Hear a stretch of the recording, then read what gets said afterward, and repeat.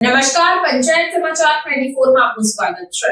લીમખેડાના પાલડી ખાતે આવેલી girls literacy residential school નિરામાની વાવમાં અભ્યાસ કરતી આદિવાસી સમાજની વિદ્યાર્થીઓ દયનીય પરિસ્થિતિમાં અભ્યાસ કરવા મજબૂર બની છે.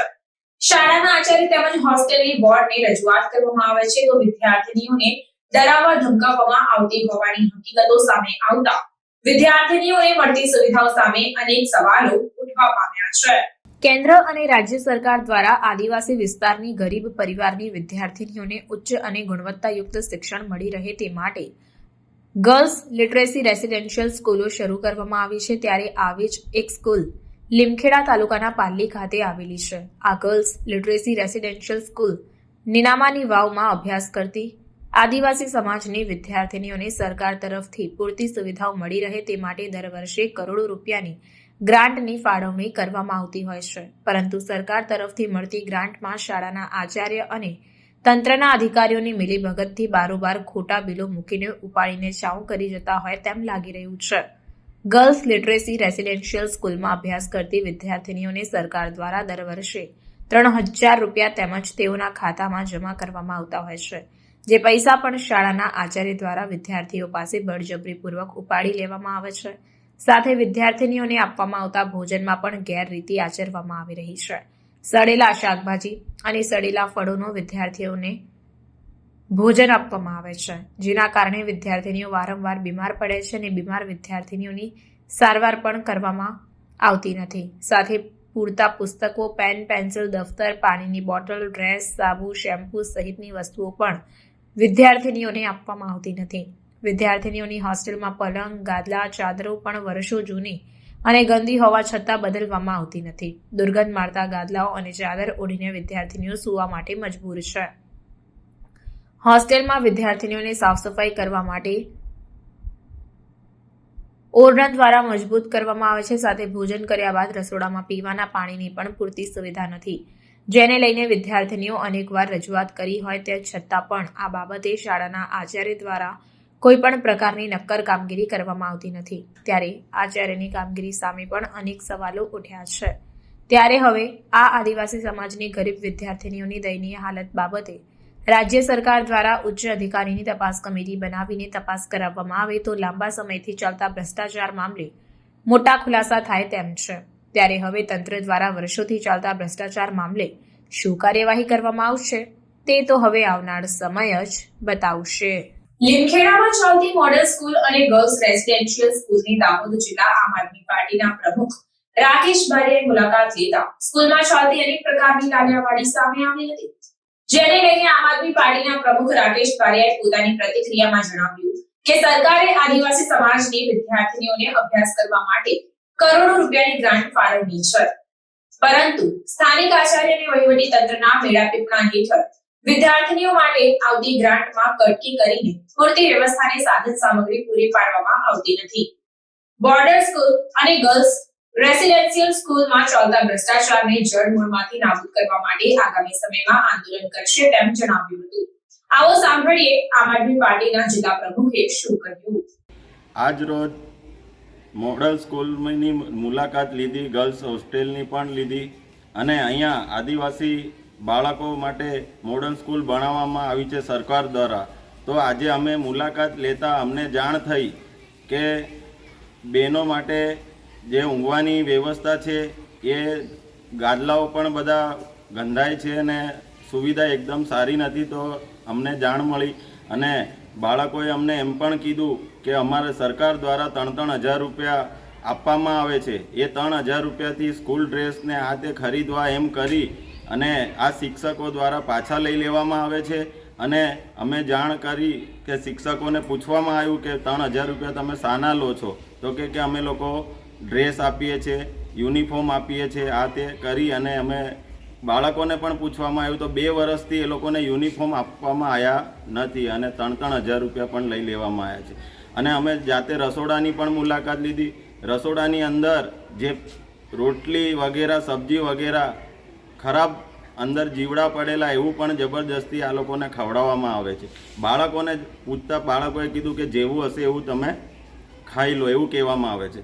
અને સાથે સાથે અમે લોકોએ હોસ્ટેલથી માંડી અને બાળકોને પણ અમે બધું નિરીક્ષણ કર્યું તો ત્યાં આગળ આ મોડલ સ્કૂલમાં મોટા પાયે ભ્રષ્ટાચારનો અમને એક સંદેશો મળ્યો છે. આપણા આમ આદમી પાર્ટીના ધારાસભ્ય એવા ચેતરભાઈએ જે માહિતી માંગી હતી અને એ માહિતી અમને મળેલ છે. 35 લાખ લેબોરેટરી માટે ફાળવવામાં આવ્યા હતા અને 2022ની અંદર ફાળવવામાં આવ્યા હતા. તો 2 વર્ષ સુધી આ લોકોએ મૂકી રાખ્યું ને હાલના અમારા ધારાસભ્ય અને અમારા આમ આદમી પાર્ટીના લીડર એ આ જાણ થતાં આ લોકોએ 35 લાખ રૂપિયા પાછા રિટર્ન કરી દેવામાં આવ્યા છે. કેમ કે બહુ મોટા પાયે ભ્રષ્ટાચાર થઈ રહ્યો છે અને જમવામાં પણ તકલીફ બાળકોને પડી રહી છે. અમુક શિક્ષકો દ્વારા પણ હેરાન કરવામાં આવે છે. મોટા પાયે ભ્રષ્ટાચાર કરી અને ઓન પેપર જે પણ સામગ્રી બાળકો માટે આવી રહી છે આ લોકો ખાલી માત્ર ને માત્ર કાગળ પર રાખે છે અને આની પાછળ બહુ મોટો ભ્રષ્ટાચાર થયેલો છે. તો આજે અમે મુલાકાત લીધી તો આજે અમને જાણવા મળ્યું બાળકો માટે જે પણ સુવિધા હોવી જોઈએ એ અહીંયા તદ્દન અમને દેખાઈ રહી નથી.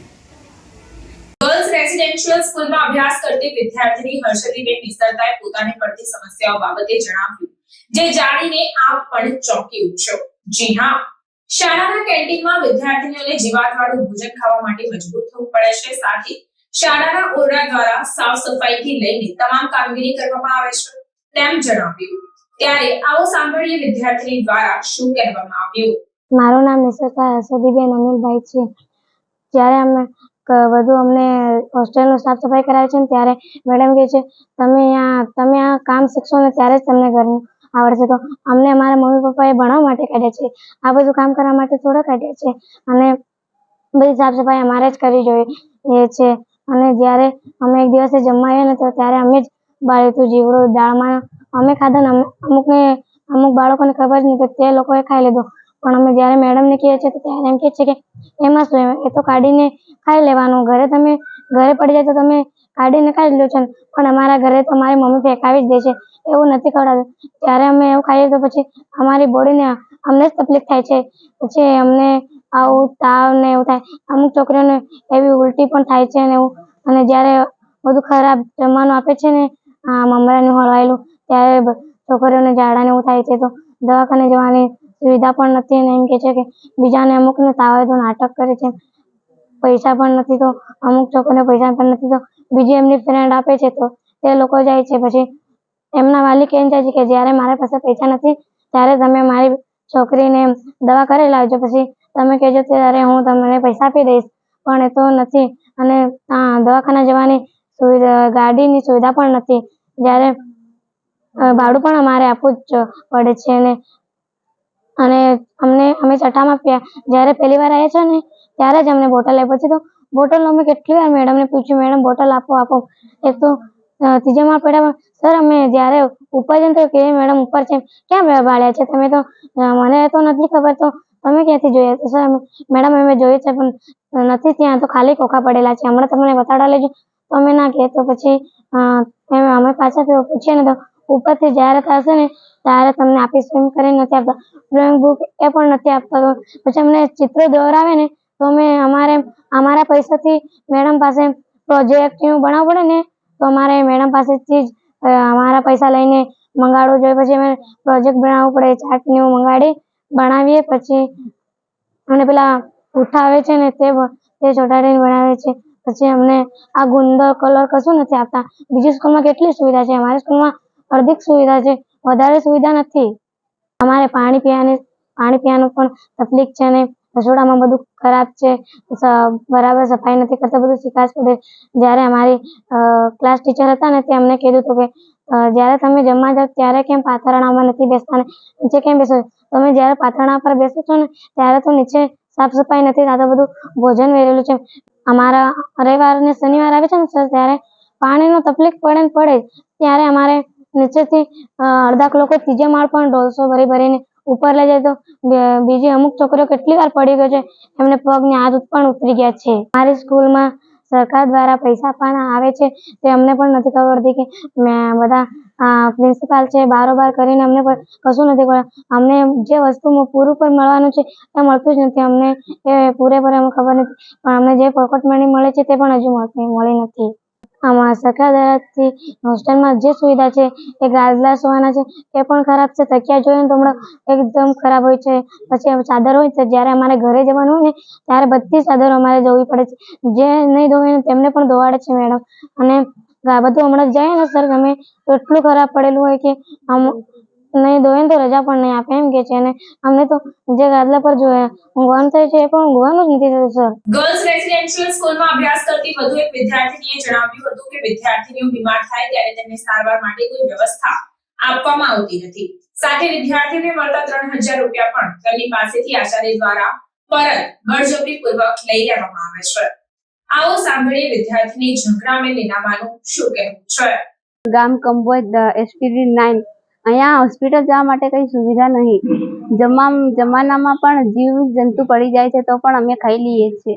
મેડમને કહે તો મેડમ પણ કશું કરતા નહીં. હોસ્ટેલની સફાઈ પોતું અમે જાતે જ કરીએ છીએ અને રવિવારે હોસ્ટેલની આજુબાજુને બધું ઘાસ એવું અમે જ નીંદીએ છીએ. મેડમને કહે તો પણ મેડમ કશું કહેતા નહીં. ટીચરો બી અને સાતમા ધોરણમાંથી અમે ટીચરોને બી નહીં આવતા, લેક્ચર બી બરાબર નહીં લેવાતા.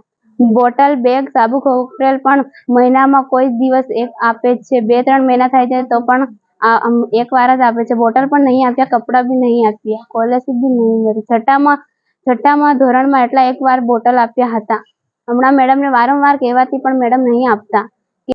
ભોજનાલયમાં ફળ ફ્રૂટ પણ સડેલું હોય છે. નાસ્તામાં પણ હવાયેલા મમરા એવું હોય છે. નાસ્તો એક જ આપે છે દરરોજ. મેનુ પ્રમાણે નહીં આપતા.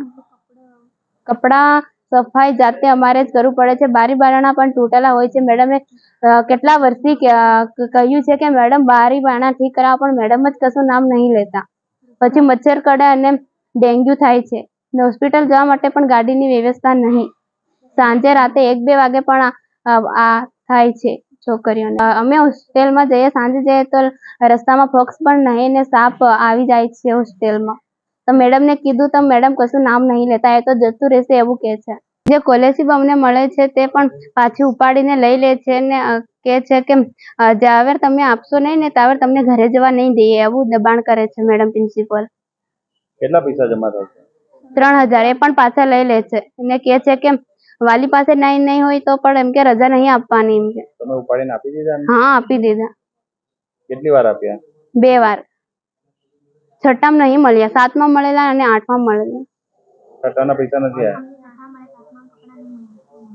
અમને પણ 7માં યુનિફોર્મ મળ્યા, હજુ 8માં નહીં મળ્યા.